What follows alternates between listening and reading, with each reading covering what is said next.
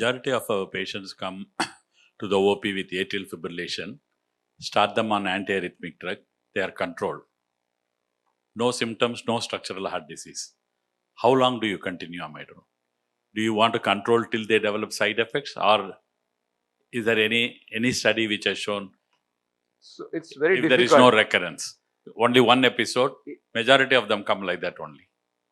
So very difficult because we will have to keep monitoring and seeing if they are having any asymptomatic burden. So we know that 6 minutes of sustained AF is enough to cause stroke. So you will have to do some sort of monitoring. It has to be a Holter or a ELR or prolonged monitoring before you cut down on the dose of amiodarone. If the patient has a substrate for recurrent AF, I for one would persist with the drug because I know it has maintained him. I may switch over from amiodarone to a friendlier drug, particularly if it is a structurally normal heart. But coming off the antiarrhythmic drug, I'll be a little worried if he has. So I'll do the CHRS2 VAS evaluation all the time. I'll probably monitor off and on for asymptomatic recurrences. And if it's a structurally normal heart, I'll switch over from amiodarone to a friendlier drug. But I may not come off the drug. But not beta blocker. Beta blocker you will, have shown clearly it doesn't. at the best, it will control the rate, but it's not going to keep him in sinus rhythm. I mean, that's known. The next is a very basic question. We all were doing maze operation and other things thinking it is the islets of atrial tissue which has been separated. Right. How did this theory of pulmonary vein started? I think Dr. Nambudiri showed Hasegaer's paper. Yeah, but what struck him that it is emanating? Because it's not a conduction tissue, it's a vascular tissue. No, there are. And why should you ablate all the 4 pulmonary veins? No, embryologically, there are atrial myofibers inside the pulmonary vein. I think. In fact, maze operation evolved in 1980s, even 80s and 90s people were doing, but predominantly in a structurally abnormal heart, maze 1 to maze 4. But this Hasegaer's observation that this pulmonary vein triggers the ectopic coming from the pulmonary vein could initiate and perpetuate atrial fibrillation. It is primarily due to that anisotropic conduction, what we call. Once it comes to these triggers, once they come to atrium, if the frequency is shorter, I mean the cycle length is shorter than the atrial refractory period, if a wavelet comes faster than that, it breaks down. It causes fibrillatory degeneration. So it is anisotropic conduction at the antrum. That is, antrum is actually the fusion between the pulmonary vein, musculature and atrial. So they may not be very linear. There you can have altered conduction properties. It causes fibrillatory degeneration. That is why a faster triggering point, like the case I had shown, those ectopics, breaks down into atrial fibrillation. If you throw stones into a pond, faster than that could dissipate, the wavelets could dissipate, then it can go into aortic contraction. Exactly that what happens. And he could reproducibly show that ablating these could terminate and make them AFib free. So just to add to that, it's very interesting that you asked why do you want to ablate all the 4 pulmonary veins. It takes me back to the time in 2008 I presented a paper saying culprit pulmonary vein isolation, atrial fibrillation. I remember Nambudiri, what is this thing called culprit? I remember he asked me this. Culprit pulmonary vein isolation. So there was a concept like that at that time. You put a catheter in the pulmonary vein, see which vein is firing, and try to get a vein to fire by giving isoprenol and ablate that. But then later on, people realize that veins are often dormant.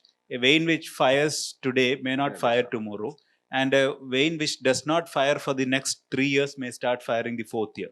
So the concept changed to, okay, if you're going to go in, just isolate all the 4 veins and come.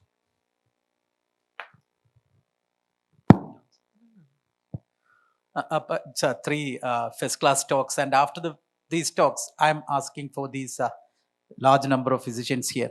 When they see an atrial fibrillation, paroxysmal, symptomatic, what should they do? Should they refer for ablation? Should they start drugs and anticoagulation? And if it is drug, there are only 2 options, amiodarone versus flecainide plus. And I think beta blocker, the most important indication is to give it along with flecainide when we use flecainide, because we cannot use flecainide alone. So flecainide plus beta blocker versus amiodarone is the drug therapy. then who should be definitely referred for ablation? This patient is for ablation, no doubt. When you see such a patient, you should refer him for ablation. Who should be that? Well, you have to see which are the patients who are going to have recurrence.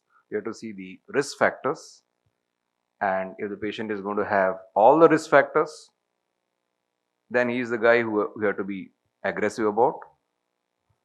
Even before I start antiarrhythmic drug, I am going to see whether he qualifies for an anticoagulation more than antiarrhythmic, because the effect of antiarrhythmic drug is at best modest. Nothing is going to be as good as the ablation. That much is sure. The reason we are discussing about pharmacotherapy is our patients do not have access to this therapy. Even when they come to us, we are not able to offer them this therapy for so many logistics. So antiarrhythmic drug, the simple thing is estimation of LV function, estimation of left atrial size, look at the risk factors, anticoagulation as per the CHRS2, and there are only two group of antiarrhythmic drugs. We are looking at class 1C or class 3. LV dysfunction, amiodarone, no LV dysfunction, flecainide, encainide, or no encainide, flecainide and propafenone. More than failure of one anti-drug therapy, straight away he goes for ablation. And even before he is sent, if you go to achieve or maintain a rhythm control, whether he will maintain a rhythm control is what you see. And if he has, say, obese, he has got all the risk factors, you may not be successful even after an ablation. So that we have to have in mind. So LV function assessment is going to decide the type of pharmacotherapy. CHRS2 VAS will decide about requirement for anticoagulation. And just taking it from what Dr.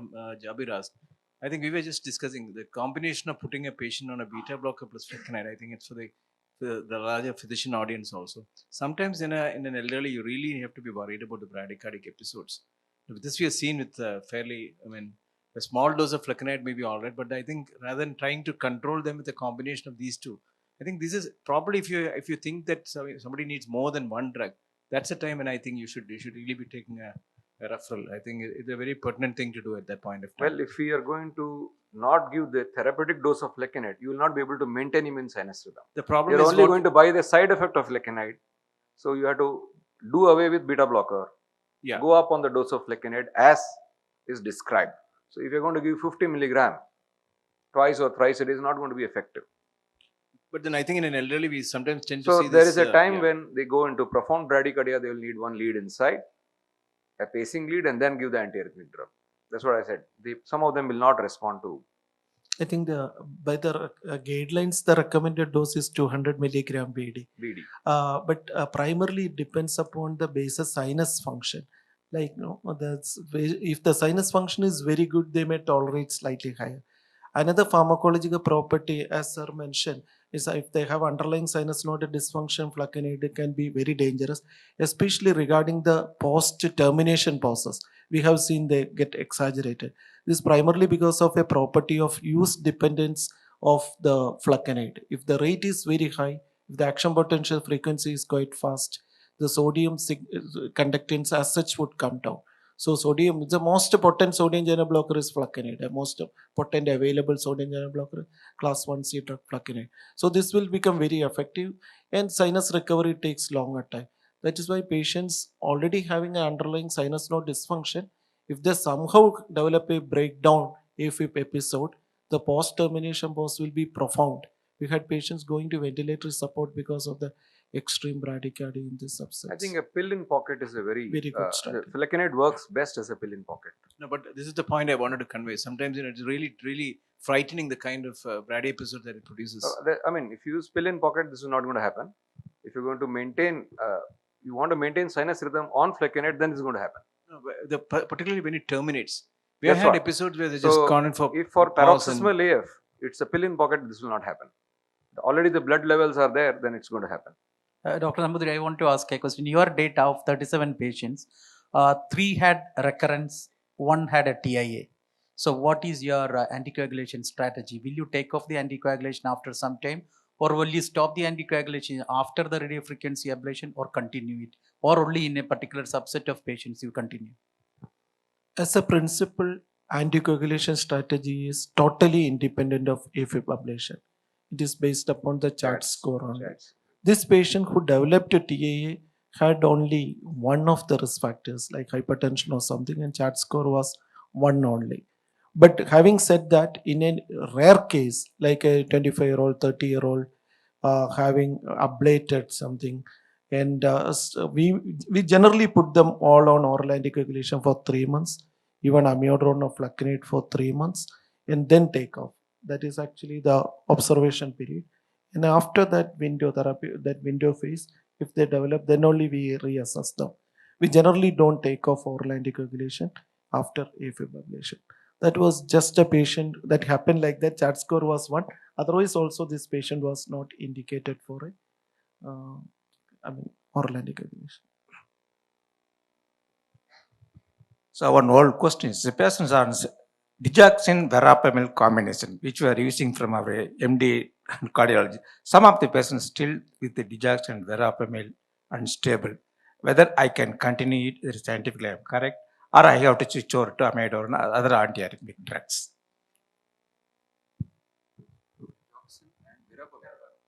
As it is, it's a bad combination. Yeah, but no, it's because we are looking at 2 AV nodal blocking drugs. And on top of that, if you're going to add warfarin, that's going to be potentially harmful to the patient. So it's more harm than good. Now, next we have to see whether that's gone to a permanent AF or we're talking about only a rate control. The only role we see for digoxin in atrial fibrillation is in the background of LV dysfunction. The LV function is normal, digoxin is of no use. So I am looking at a rate control strategy in this patient. Patient has LV dysfunction, it is going to be beta blocker or digoxin. No LV dysfunction is going to be either beta blocker or calcium channel blocker. It's a possibly one scenario, rheumatic heart disease with an atrial fibrillation. Yeah, digoxin works, and of course a combination of verapamil there. Sometimes some of them have bronchospasm. Along with this warfarin, you're asking for trouble. That's when the INR is going to go haywire. I think the principle is we have to individualize based upon the substrate. Look, certain scenarios like a patient amiodarone is actually a class 3 in the sense it's a contraindicated for rate control. But certain cases like when you have problems related to beta blocker or verapamil, significant RV dysfunction, rheumatic heart disease, post-Fontaine cases, these cases we like to use even amiodarone for rate control, not for rhythm control. But as per guideline, it is a contraindication. Just to, what about ranolazine? In fact, some of them post-operative atrial fibrillation. Do you really use it these days? I stopped using it. I also used to use it when there was about a period of time when there was a fancy of saying that, okay, a small dose of ranolazine would help in control of AF. I also used it at that time, but I now stopped using it because I don't really think it works. It's VT post ACS, post So ranolazine has been mentioned as a pill in the pocket, 2 grams. Is it so it's worth using? It has been mentioned as a pill in the pocket, 2 grams stat. I don't think there's any recent recommendation under that. Would be very old literature. There was a time in literature when ranolazine was proposed for treatment of atrial fibrillation. Particularly for CABG. Post CABG atrial fibrillation, people told that 2 grams stat may convert atrial fibrillation. But I think a lot of us have used, I think we have not found it very useful. I think amiodarone is much better, safer, and in an early phase of maybe post CABG or a post PCA situation, cardioversion is much more desired than trying this. So we no longer use ranolazine as an antiarrhythmic for an atrial fibrillation. I think maybe 3-4 years back, there were a lot of talks about this, and I think nowadays guidelines also don't mention anything about ranolazine. Sir, is there who are the group of patients whom you don't want to refer for straight away for ablation, non-permanent AF? See, you are asking about contraindication for ablation for proximal AF. Yes. Yeah. Proximal AF, I think there are some patients with proximal AF, even though they are paroxysmal, we have seen a larger LAs. So when they have a large dilated LAs, they don't well respond to catheter ablation by any modality. Second, the patients who have a clot. So Dr. Nambudiri sir was saying I have one patient who is 36-year-old female with a proximal atrial fibrillation. CT done shows a clot in the LA appendage. I have not started on anticoagulation also because CHAT scores does not deserve an anticoagulation for the particular patient. But she had a LA appendage clot. So some patients develop. I think when I was discussing with other colleagues across globe, they told that whenever they plan a ablation for any patient for a proximal atrial fibrillation, also they keep the patient on anticoagulation until they get ready or until they are willing, or some people they are a waiting list for ablation. So these patients you cannot take them for an ablation. They have a clot inside the thing. Otherwise, most of the proximal atrial fibrillations you tend to see a very smaller LAs, and I think Dr. Nambudri sir also will accept. I think our age group of proximal AF is pretty low. I think I have out of our 28 patients with cryo so far, I think I have significant number of patients who are less than 45. And we have a significant group of patients with proximal AF in our population, at least who are younger than the Western population. I think one thing we have to be very careful about AF is you don't allow them to be in AF for a longer period of time, young also. So you allow a 40-year-old to be in AF for another 8 to 10 years, you will end up at 50 years. I have a patient with a permanent AF at the age of 48 who has been diagnosed with PAF at 40. So it's as told, I think the drugs are very difficult to keep on for a longer period of time, except flecainide and propafenone.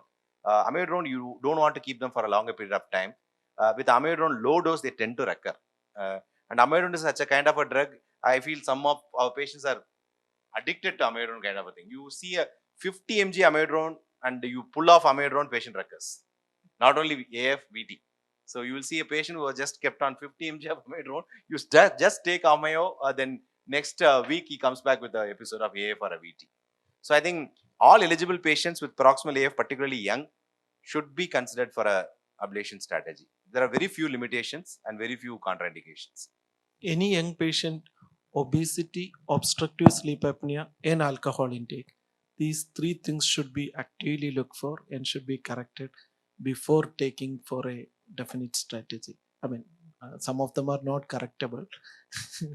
So we have to adopt a different strategy like rate of recurrence after ablation, sir. After ablation, the rate of recurrence, or will it offer a permanent cure, or there will be recurrence? Sir, as I mentioned, what about evaporating? atrial fibrillation is a spectrum of illness, the clinical spectrum, the landscape of quite varied, as I mentioned. So some patients having a pulmonary vein tachycardia in the initial course of illness, before the substrate changes happen in the atria, it is curative. It depends on the denominator, the percentage, but this happens, as Dr. Lawrence mentioned, young patients having pulmonary vein tachycardia leading on to fibrillary degeneration, like Hasaguri's article. It is curative, I should say. But in between, some of these cases, substrate changes are less, and the pulmonary vein tachycardia, it controls the symptoms very well. In the subgroup, our series that I mentioned, this 90% of them remain in sinus rhythm with the limited, not more than 50 milligram of amiodarone or 100 milligram of flecainide in absolute sinus rhythm at the end of 1 year. So what about the evaporating? What about evaporating, sir? Evaporating has got only one action, sir. It actually, this funny channels are inhibited. These patients actually, this will act only in an automatic tachycardia. In atrial fibrillation of non-automatic origin mechanism, it doesn't have any action. It may induce even atrial fibrillation, isn't it? Dr. Lawrence, for example, young patient who is in a particular job, like a loco pilot or a person who is flying an aeroplane or who is involved in public transport driving. So when they develop paroxysmal atrial fibrillation, it's better to go and ablate straight away. Very true, sir. Very true. Kind of like that's what we are seeing. The recommendations are becoming pretty aggressive now. I think if you look at the ablation recommendation for atrial fibrillation, that's becoming more and more aggressive. That's what I was talking about future. Because there's if cryo or next PFA is coming, these technologies are going to reduce the risk of the complications. Then our recommendations are going to be more like how AV nodal reentry was there. We know AV nodal reentry initial recommendation. You will see recurrence on antiarrhythmic drug, patient wishes and all that. Now it's a class 1 recommendation. Any patient, first episode of AV nodal reentry, you can take him for ablation, not because of change in the disease, the way we deliver the therapy.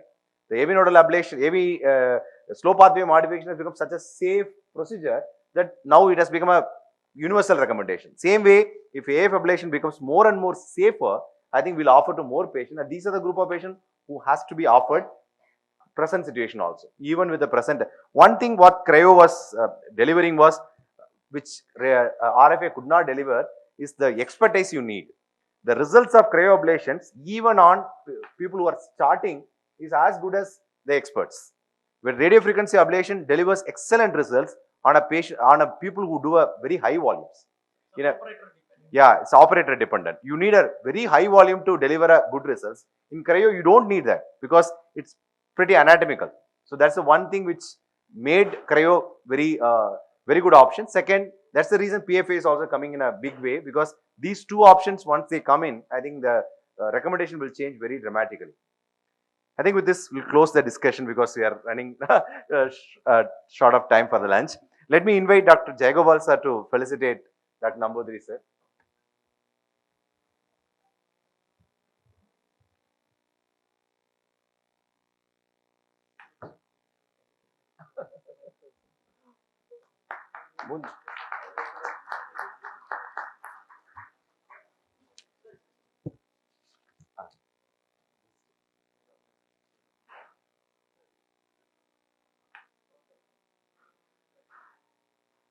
Sir, please stay on the stage.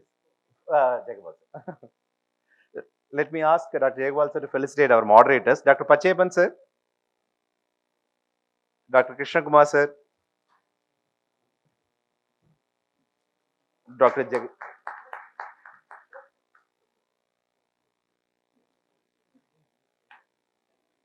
Dr. Jagdishwari madam,